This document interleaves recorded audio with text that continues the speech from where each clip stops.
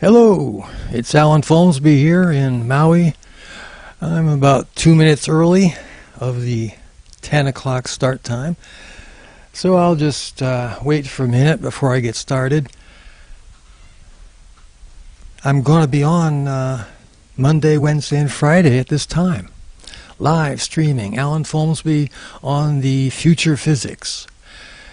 And in Hawaii today, it's beautiful green backyard behind me, 80 degrees out. Let's see, nighttime, 70, something like that. And 1 minute to go.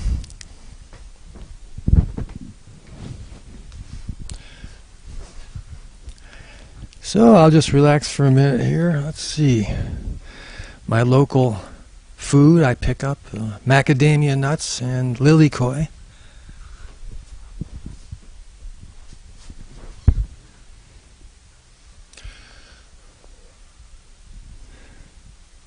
Passion fruit falls onto the street. Let's see, macadamia nuts.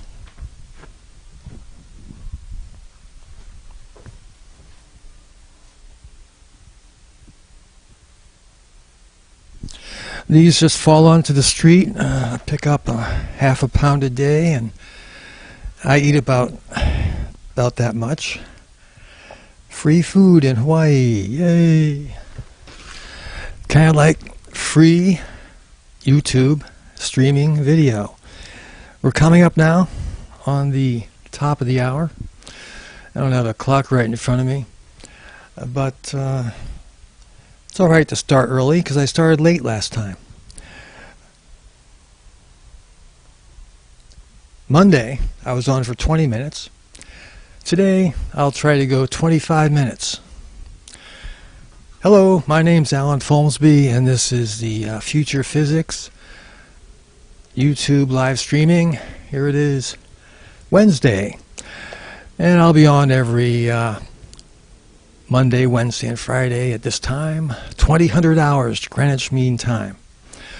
So I'm going to be talking about gravity volume theory and going back to the basics of where did my idea come from. And then I'm going to move in to details of the generator project. As you know, there's this global warming problem, and we want to have electricity fueling our giant boats and aircraft and everything, but we have to use carbon to get the electricity, so a new generator is needed. Now, there is the International Tokamak Energy Research, ITER, going on over there in Europe, and I hope they have a successful tokamak and that they can generate fusion energy cleanly, perhaps placing a installation on the far side of the moon for safety, and then beaming energy back somehow to the Earth. But I'm hoping to come up with future physics based on my theories. I'm going to build a team and try to make the generator, a new type of way of generating electricity using the future physics that I am providing. Now, it is based on the gravity volume theory, which is explained partly in Monday's lecture, but today I'll be going over that again. So I'm just going to switch over to something else here on the screen so we can have a good look at the nucleus. So part of my future science has brought a new periodic table of the elements based on iron.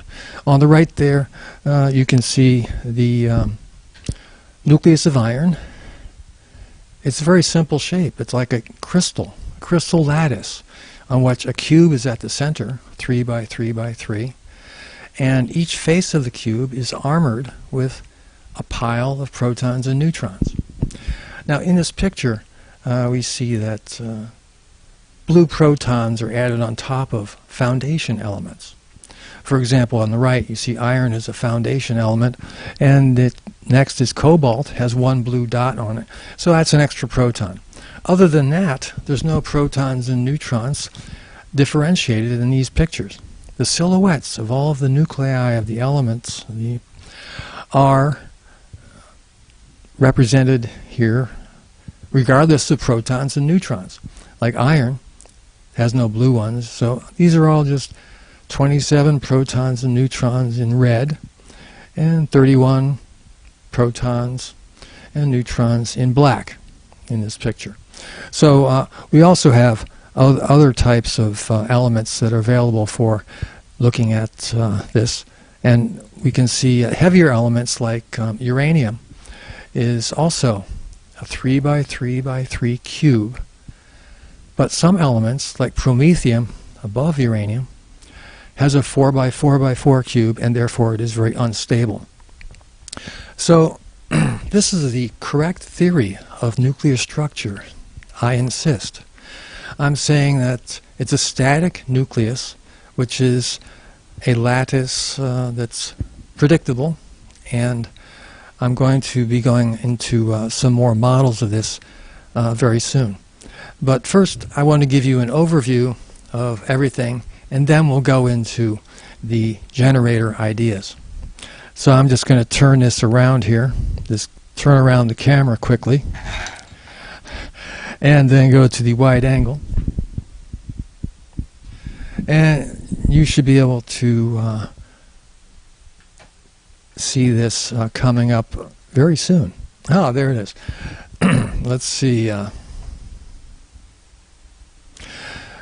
Future Physics, November 6th. Here's my schedule at the top. Now, first I'm going to talk about gravity volume theory, like I did on Monday, and then that redefines time is caused by gravity. And then that's the conservation of continuum, in which time grows by 5 nanoseconds as space shrinks by the volume of a proton. So this is the conservation of continuum. Now, I've also shown that possibly gravity is the strong nuclear force, as the curvature of space is very tight in the nucleus, and the proton radius r is used in this relativity theory I'll be going into. And for this, I'm using 8 dimensions of physics.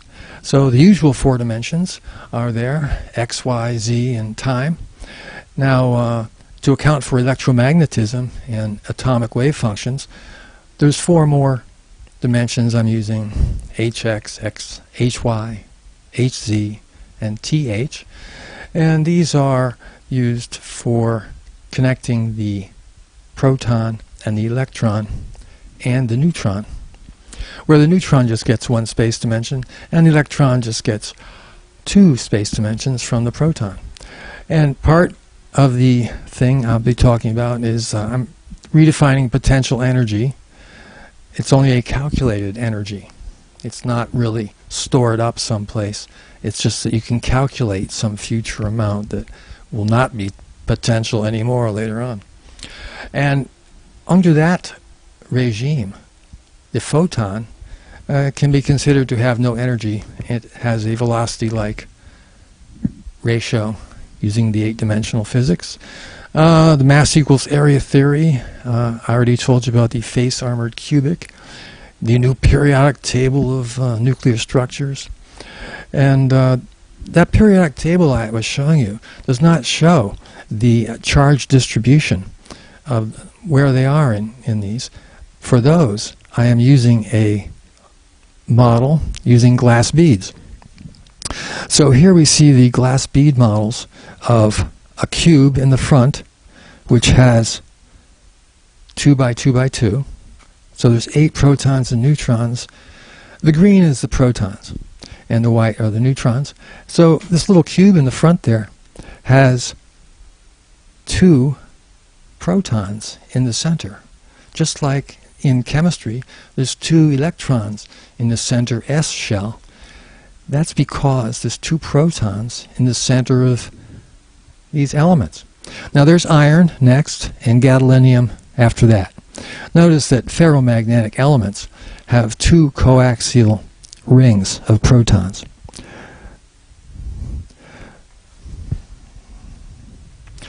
So there's only four elements that are ferromagnetic: iron, cobalt, nickel, and gadolinium. And using these cubes and pyramids, I can show that there's no other elements that will have two coaxial rings of protons. So I'm going to set up this tripod. Stand by for a second.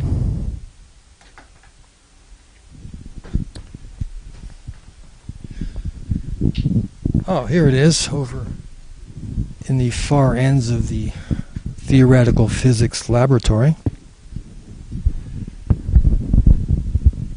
But now it is local. Alright, so I can now do things with this camera while talking onto the mic. So let me zoom in on that there. Over there we see some larger models. Now, like I was saying, only iron with that ring there is ferromagnetic, and the other three elements that have the two coaxial rings of protons. Manganese is just to the right of that, and that is a completely different shape. It has a cube 2 at the center instead of iron having a cube 3. That's why it's flattened out. It has two rings of protons, they're just not coaxial. I have also evaluated the hexagonal close pack. So at the center of the nucleus is the cube. However, I've evaluated maybe it's a hexagonal close pack in the center, and I discovered that is not a propitious shape to have any kind of stable nucleus. The face-armored cubic that I'm proposing has stability, that the cube is armored even though the cube seems vulnerable. Like at the bottom, you see that cube 2. It has large gaps.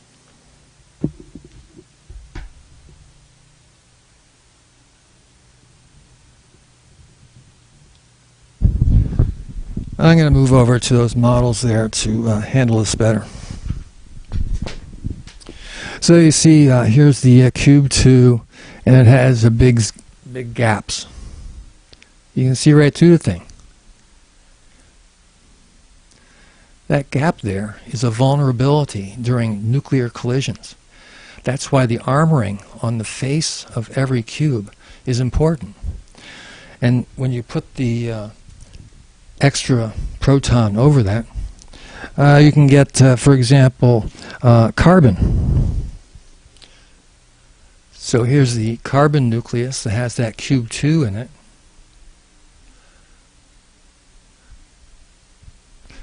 But it's face armored. Now you see that white protons blocking that gap. There's no longer a gaping hole in carbon's nuclear structure on four sides. Now carbon-14 has the top and bottom covered. So here's carbon-14, and it looks much like nitrogen-14, which has the cube right there.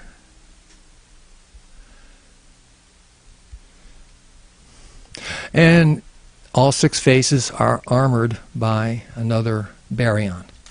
All right, I'm going to just go back to a different picture now on the wide angle.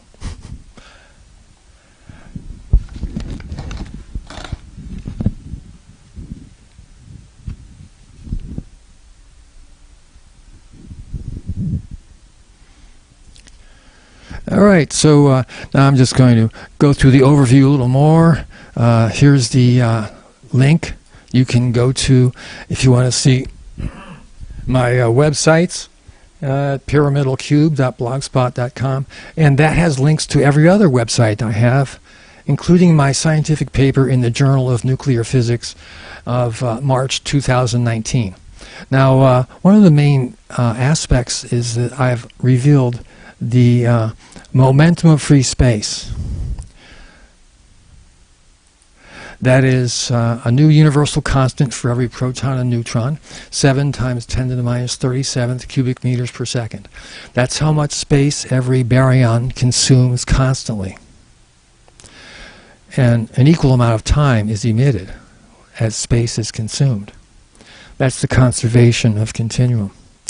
Now, there's also a conservation of momentum we can talk about from the gravity continuum into the electromagnetic continuum.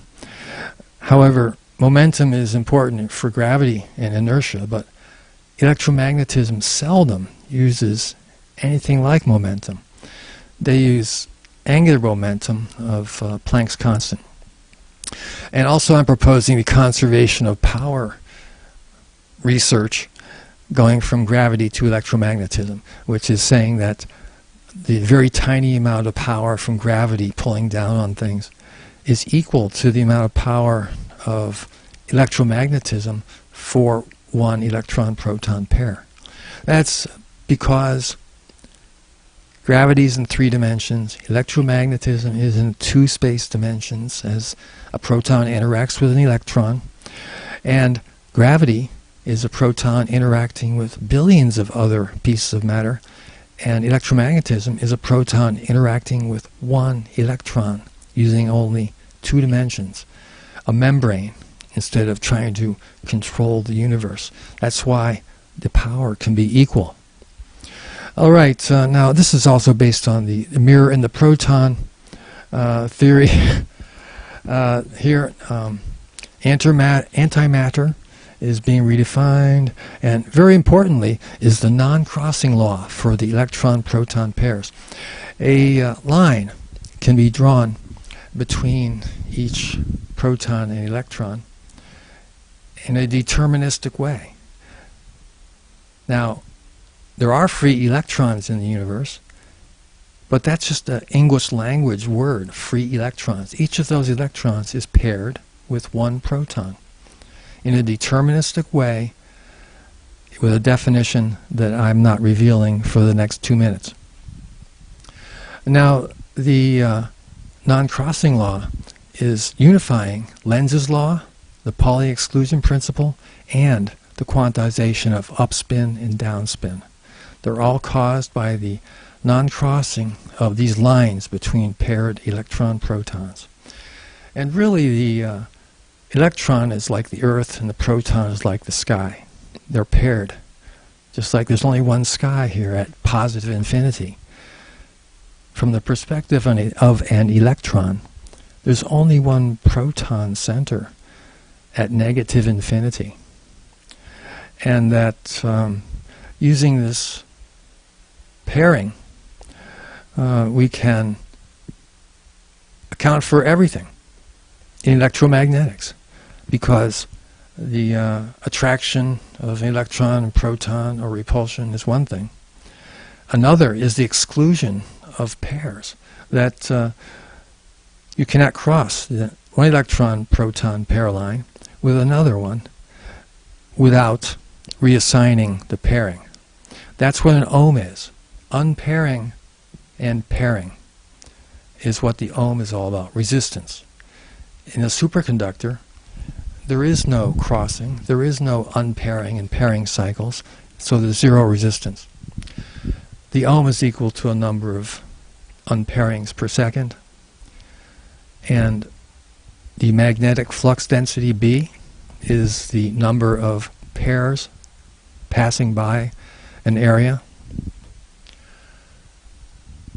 And by using these concepts, I'm able to look towards redefining the North Pole and the South Pole. Understanding the iron nucleus has resulted in this new improvement. I have new force formulas to replace G and K, and I'm announcing today the generator project.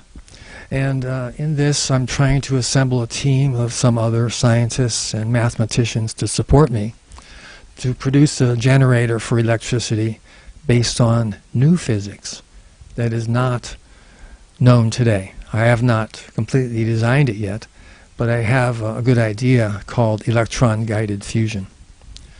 Now, I also have an alternative tokamak design for the backside of the moon, where the containment of the fusion is by a cryogenic solid state deuterium hydrogen mix. So only fuel will be touching the plasma inside, melting away, and then huge refrigerators will be packing more confinement solid material around, replenishing what fuel is used up.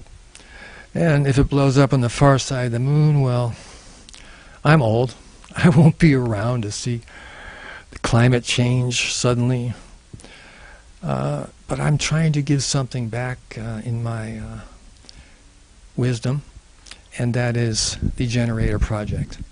The other people will be highly paid, and if you want to start immediately without pay, I'm sorry. I just cannot accept unpaid scientists and mathematicians. Now, in ending this summary of the total overview is the cosmology with eternity. Dark matter is matter with no electrons. Dark energy is those electrons that we're missing from the dark matter, and they are moving away from us. They're out at the fringes of the universe, moving away from us at a high speed. These theories are not approved by educators. I'm giving directive number 2 today. The experiment list should get a response. That is my theoretical physics directive. The experiment list is available at that website, impuremath.wordpress.com, in the units of measure page. My name is Alan Folsby. I have appointed myself to be a theoretical physicist. I have a Master's of Science degree in electrical engineering. And I have 16 USA patents from Intel, AMD, and Sun Microsystems. I published a paper in the Journal of Nuclear Physics. Now, I'm going to go to more resources for you to look at here. Now, those nuclear structures that I've been telling you about, I've put together 3D models of that in the Thingiverse. You can go to this website here on the Thingiverse, and you can see there these shapes of the nuclei, argon and thorium there. And there's a lot more. I've shown the charge distribution, and I've given notes in each of these. And for this are explanations of why the charge distribution is understandable in a static nucleus theory. For example, let's look at promethium. There's the nucleus of promethium. It's so radioactive that there isn't any around here to fill up a pinhead anywhere in Hawaii. I don't know. Stuff just disappears in, what, 2 minutes or 12 years or something like that. Yeah, 2 years to 12 years. This because it's built on a cube 4. And in this, you can see this little cube 4 symbol next to it.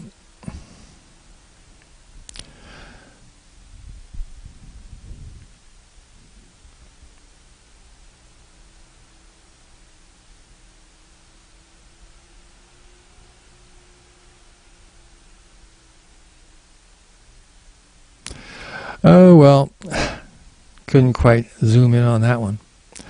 So let me zoom out. And we'll just go through some more of these things on the Thingiverse website, because I have a lot of things. Krypton has been done. I've given these integer geometric objects to assemble every element. Here's neon with evidence. So what I'm talking about is that other researchers have come up with exactly the same shape as this. This is the neon nucleus, and I can show you how that's built over here. I'll just turn this over to the side, and we'll see neon. Now, the neon model has a cube at the center.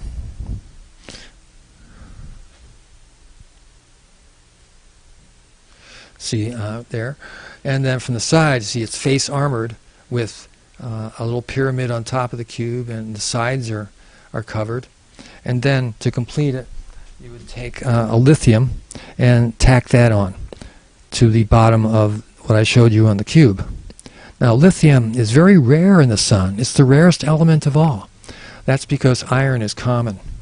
This little pyramid gets stuck on iron. Now, there's the iron. It's a cube with 6 pyramids on it. And let's take a look at, if you take one pyramid off, you can see the cube here. And if you put the lithium on there, then you can cover all those faces.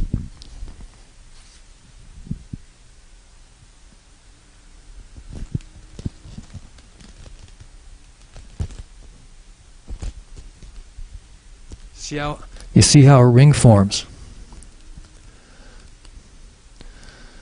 If you put the pyramid on the cube, it forms a ring when you follow the rules of charge distribution. Inside the cube, protons repel protons. Outside the cube, protons form lines of protons. That is the wisdom I'm providing for you today. On the surface of these elements, you see, for nitrogen, protons form lines of protons. If you look at the nitrogen molecule, you'll see 3 bonds between 2 different nitrogen atoms. Here's the nucleus with 3 protons sticking out alone. Put 3 and 3 together and get 6. Or for nitrogen, this is much like carbon-14, but it just changes one neutron into a proton. So that I'll go down a little more. Now we see the lithium atomic nucleus. Very valuable element that is very rare on Earth because these 3 protons in white go on to the iron. Iron consumes, it getters all the lithium in the sun. So lithium is rare and iron is common. And this is the correct theory. Correct theories get correct answers quickly. Wrong theories get correct answers rarely. As in the quark, the quantum chromodynamics. That is something which was obsoleted on Monday. Now, I'll just go to the wide angle and just wind up for today.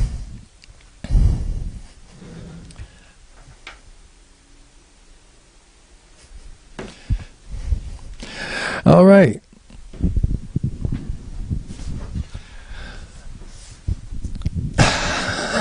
I have successfully completed 25 minutes of live streaming on YouTube. So I'm signing off for today. This is Alan Folmsby. And next time, I'll be giving you a different subject, somewhat, about the future of electricity. Goodbye. See you Friday, same time.